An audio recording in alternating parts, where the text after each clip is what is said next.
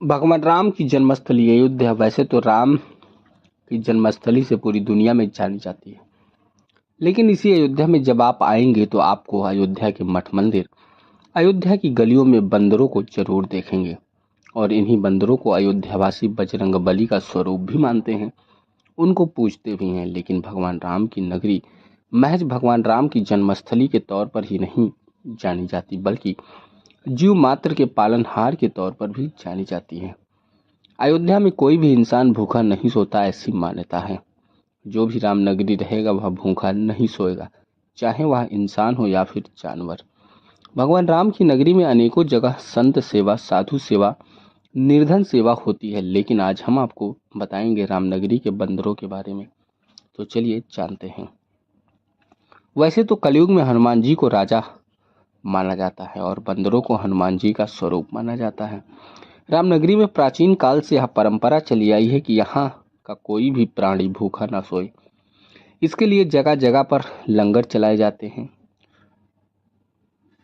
और वहीं इसी राम की नगरी में बंदरों का भी आदर सत्कार किया जाता है। बंदरों के लिए भोजन की व्यवस्थाएं अनेकों जगह पर होती हैं और इतना ही नहीं, इन्हें बजरंगबली के गढ़ के रूप में भी देखा जाता है। रामनगरी में बंदरों की तादाद कई लाखों में है। अक्सर यह शरारती बंदर लोगों को नुकसान भी करते हैं, लेकिन रामनगरी में अनेकों जगह भगवान राम के अनन्य सेवक हनुमान जी के गढ़ के रूप में बंदरों की सेवा होती है। कहीं इन्हें चना खिलाया जाता है तो कहीं मूंगफली खिलाई जाती है तो कहीं केला खिलाया जाता है। यह अनवरत चल रहा है। भगवान राम की नगरी में कभी कोई भूखा नहीं सोया है और इसकी सबसे बड़ी वजह है राम की जन्मस्थली में मां जानकी का आशीर्वाद। वहीं भगवान राम की नगरी आने वाले पर्यटक भी भगवान राम के अनन्य सेवक बजरंगबली के गढ़ के रूप में बंदरों के प्रति आस्था। ये जो यहाँ के बंदर हैं उनके सामने बहुत समस्या है, क्योंकि इनके खाने पीने की कोई व्यवस्था नहीं है। इसीलिए जो लोग आते हैं, विशेषकर अयोध्या और अपरिचित हैं, सामान खरीदते हैं, लेकर के चलते हैं, तो उनके सामान को लोग छोड़ लेते हैं, जिससे वो लोग दुखी होते हैं।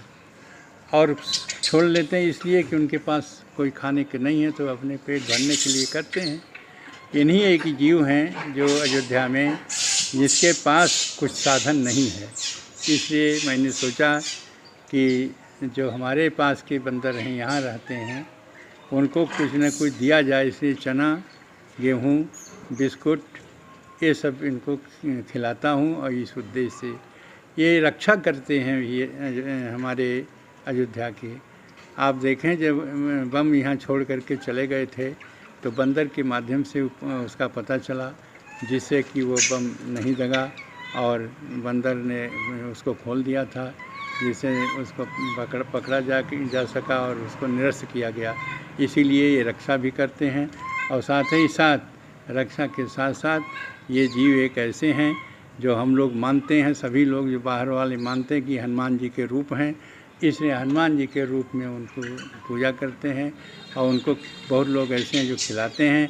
उसी उद्देश्य से मैं भी इनको खिलाता हूँ और कि इनकी पेट भरा रहेगा तो किसी प्रकार का कोई भी उपद्रव नहीं रहेगी, शांति रहेगी। देखिए, हमारा एक आश्रम है श्री राम अन्य क्षेत्र करके, जिसमें प्रातःकाल 8 बजे से 11 बजे तक श्री सीताराम संकीर्तन करा करके अयोध्या में फुटपाथ पे रहने वाले जो भी असहाय साधु संत महात्मा एवं गरीब लोग हैं, उनके भोजन की निःशुल्क व्यवस्था की जाती है। भोजनोपरांत उन्हें दक्षिणा भी दी जाती है और सायंकाल इसी संस्था के माध्यम से हम लोग बंदरों को चना, मूंगफली, कभी चना भिगो करके, कभी भुने चने, कभी मूंगफली, इस तरीके से बंदरों का सत्कार किया जाता है।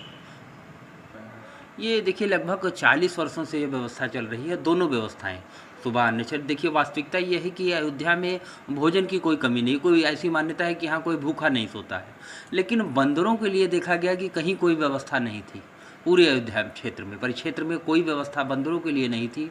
इसलिए बंदरों की व्यवस्था के लिए संस्था ने कदम बढ़ाया और चूँकि हनुमान जी कलयुग के राजा माने गए हैं और हनुमान जी का रूप ही बंदरों को माना जाता है, तो इसलिए हम लोग बंदरों की ये चना और मूंगफली इत्यादि इत्यादि से सेवा करके उनका सत्कार करते हैं और अपनी श्रद्धा हनुमान जी के प्रति निवेदित करते हैं। लगभग 40 वर्षों से ये सेवा चल रही है और 40 वर्ष हो गए, लगभग क्या कंफर्म 40 वर्ष हो गए ये सेवा चलते हुए। क्या नाम है?